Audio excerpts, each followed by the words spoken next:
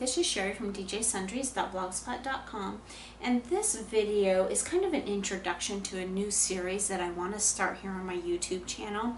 And I say that it's new, and it is because it's new, a new release of something very old. I want to give you a little bit of background, and then I will explain to you kind of what my purpose is and what I hope to accomplish with these videos. And so this is a video set that's designed for kids. My goal is that I will do one video a month over the next year for 2019. I'm kicking it off in December because I wanted to introduce it kind of along with the Christmas gifts that I did for my own nieces and nephews. So as a little bit of background, several years ago, I believe it was probably back in 2012 or so, I would have to go back and look at the channel, but several years ago I embarked on a big project. Now, the first thing that you should know is I have a lot of nieces and nephews. I am the oldest of 11 children. My husband is one of 4 children. And now we are, on my side of the family, I have lots of nieces and nephews. On my husband's side of the family, not only do we have several nieces and nephews, but now we have several great nieces and nephews. And so on that summer, I decided to embark on a project where I would do crafty time with Aunt Cheri. And what we did during those videos is specifically for my littles, as I call them sometimes, and now many of them aren't so little anymore, but especially for the littler kids, I sent them lots of little inexpensive craft supplies so that we could do craft time videos, because like many of you in the world that we live right now, we're all super busy, and we all tend to be kind of spread apart. I know from my family and my husband's family, we are in a few different states, and so we don't get to see each other that often. So this was one way for us to keep in touch. The series went great over the summer. I had a great time doing it, and so now I decided I'm going to revive that series. Now unfortunately I can't send craft supplies to all of them. There are too many, and I would spend lots of time just sending that all over the country. So I decided what I was going to do is I would start with this introductory video. Now there's already been a video up, or will be up very soon, that was specifically for Christmas for the kids, and the next video that you'll see will also be a Christmas video. But in this one I just wanted to give you an overview of kind of what we are going to be using. Now this mess that you see in front of you are just simple school type supplies.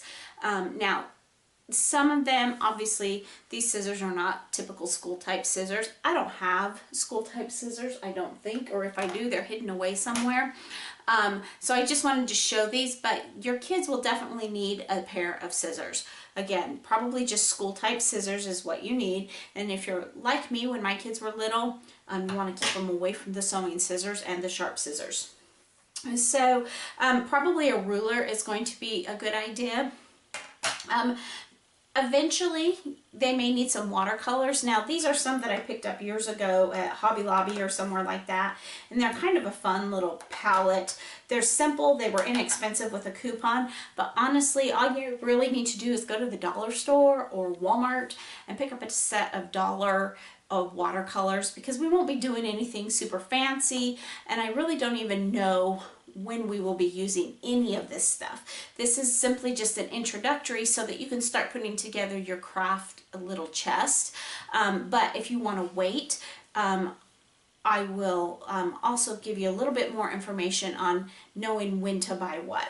But these are, I anticipate we'll use watercolors at some point. Glue sticks, I happen to have some, so I pulled them out.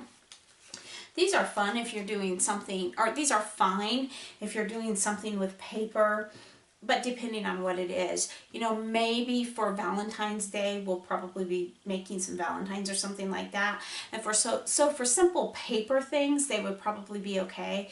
But honestly, for projects that you really want to last, I don't recommend glue sticks. I keep them, I use them when I need them, but they just don't have the durability of holding up. So have them available, but know that you may not use them very often.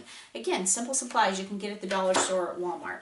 I have here, back in the day when I was a teacher's aide, the difference between these two glues, we called this drippy glue. Can you tell I was in kindergarten and preschool?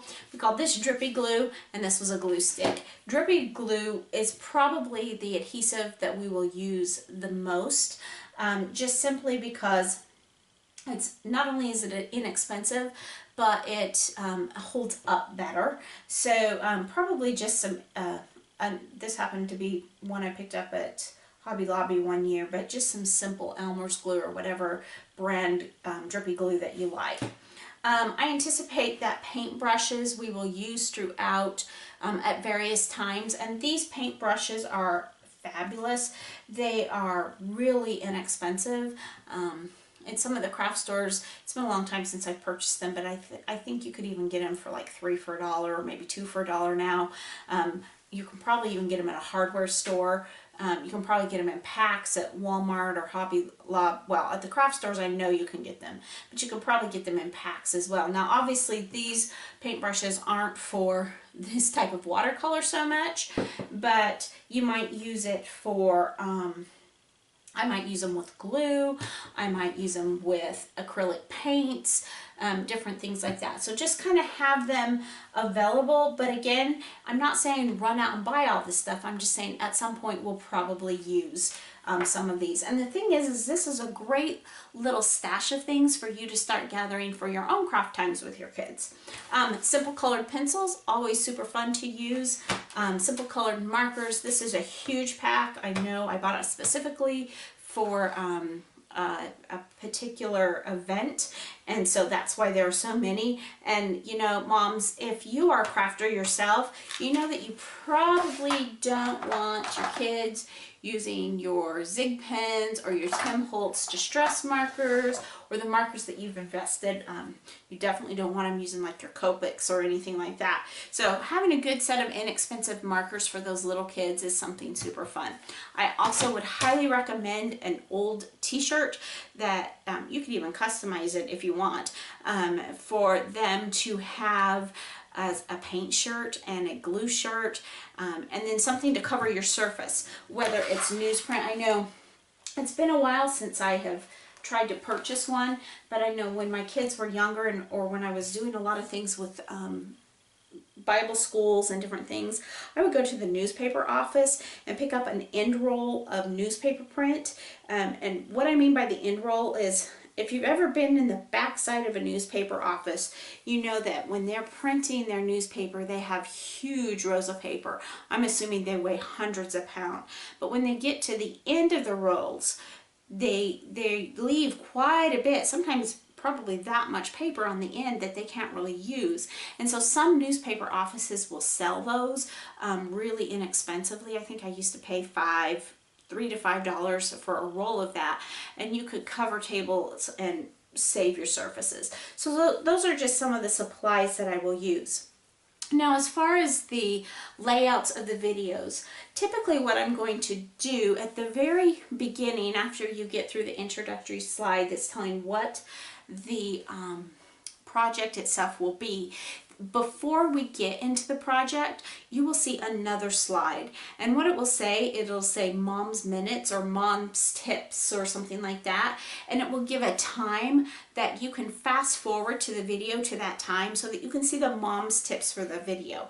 Because the purpose of that is so that you can prepare in advance. Once you see a video's been posted, you can prepare in advance what you want, what you need to purchase to do that craft. Again, I plan on using really inexpensive craft items. Most of things that you can pick up maybe at the dollar store or Walmart or something.